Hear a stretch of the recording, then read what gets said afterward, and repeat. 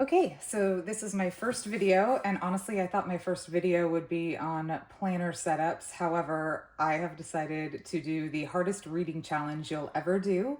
My name is Jessica. I am a midnight raven. I love books. I love paper planning. I love stickers and decor. So I'm going to focus my channel on those things, just all things planner, stationery, and reading related. And with my first video, I've stumbled across the hardest reading challenge you'll ever do. They are starting their third year this year, but it's the first time for me. So I've done a couple things to set up for this. This challenge is something that I'm taking on kind of not necessarily to complete the entire thing within a year, but just to challenge myself to get back to more reading. In the last 2 years, I've really come back to reading a lot, but I also think that I could spend more time doing that and less time, honestly, doom scrolling and watching TV. So this challenge is held by QWordy. Lots of information on YouTube about her. I will tag her channel, but she hosts this every year. It starts on her birthday. So in order to support that, I did buy the planner that she released to track the different challenge bingo board things that we need to do in the different curriculum. Basically, you have to do these 25 things, and then each one of these has anywhere from like a couple books to 5, 6, 7 books. And then you can count each book for 2 different prompts under these. So the goal ends up being like 75 to 150 books in the year. I am following the very traditional version of it. So I will be doing the standard no nonsense. Every book can count towards 2 bingo squares and not within the same squares. No rereads within the last 5 years. And honestly, I'm going to try and do no rereads within like the last 10, 15. So unless it's something I read basically when I was a kid, I'm going to not reread it again. And then obviously DNFs.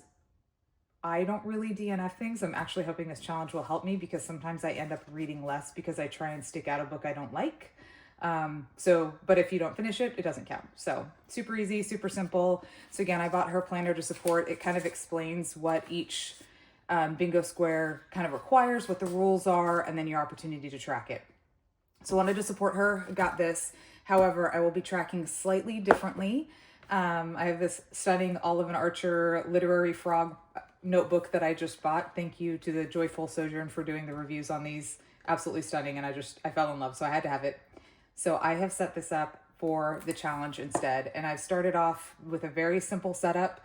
I'm hoping to add a little bit more decor as time goes on with my own drawings. I have some Coffee Monster Co. stuff in here so far, but as the challenge goes on, I want to be able to add my own little bits of decor and fun to it. But here's kind of the start. So this is my hardest reading challenge you'll ever do 3.0, starting today and ending July 6th of next year.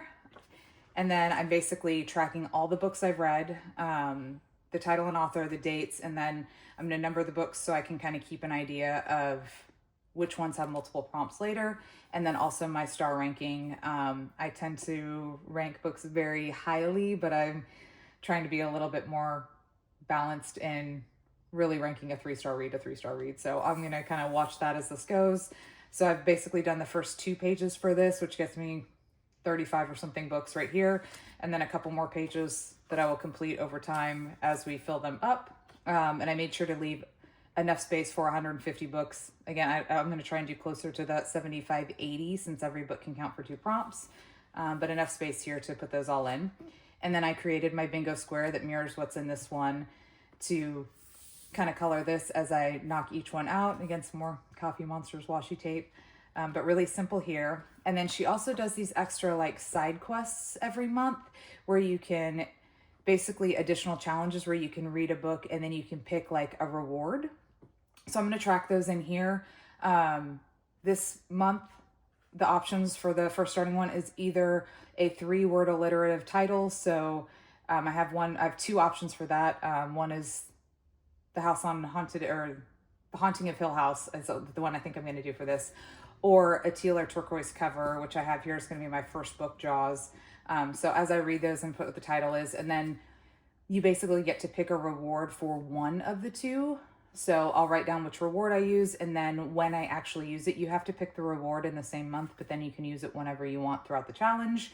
I have a feeling I'll be using them a lot at the end, but Some of the rewards, for instance, one was like you can use it for 3 bingo squares instead of just 2. So as the challenge closes to an end, I'll probably use some of those things. But I basically then made enough pages to be able to track that through the year, what each side quest is for each month, and then what reward I end up picking. And then when I use it, I'll write down what the use is.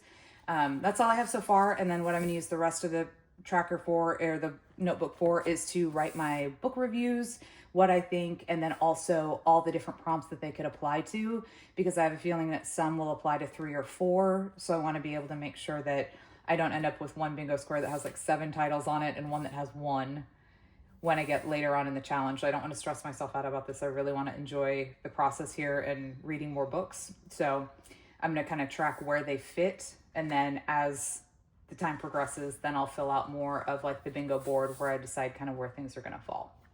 So that's what I'm using this notebook for. Very excited about that. I also already started a media journal this year. This is all of my TV, movies, and reading. And it's a Hobonichi Weeks planner. It was the special Toad and Frog one that they did, the collaboration this year. So I've already been tracking my reading in here. So I use this perpetual to show either reading books or Audible.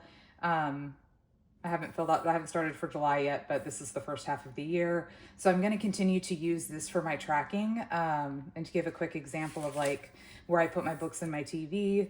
So I'll do this, and this is my individual daily. So track page numbers, or if it's Audible, I just write down the title and that it's Audible. But in here, I've also been doing my book reviews. So I will continue to do book reviews in here on the simple book review.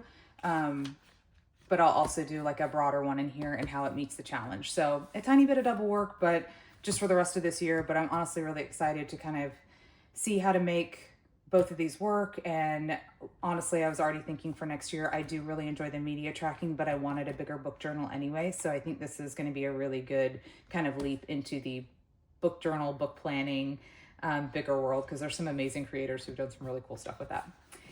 And then lastly, I'll share the book that I'm going to start with for the reading challenge. So this is my teal cover, Jaws. It also fits a couple of the prompts. We've got a ocean biome, and one of the prompts is for creatures, acquiring creatures, which is kind of a loosely Pokemon based theme. So with the shark, we've got a water type here, so it could fit for that.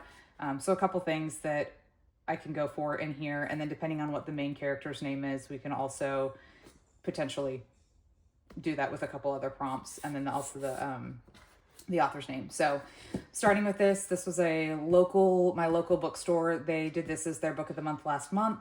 I missed it, so I'm super excited to read it for this month and start the hardest reading challenge that you have ever done.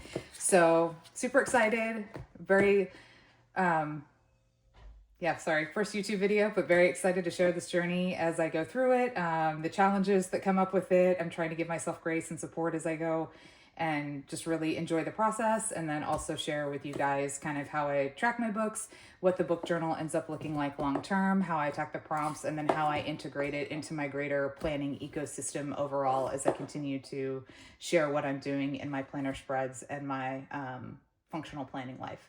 So thank you so much for watching, and talk to you soon.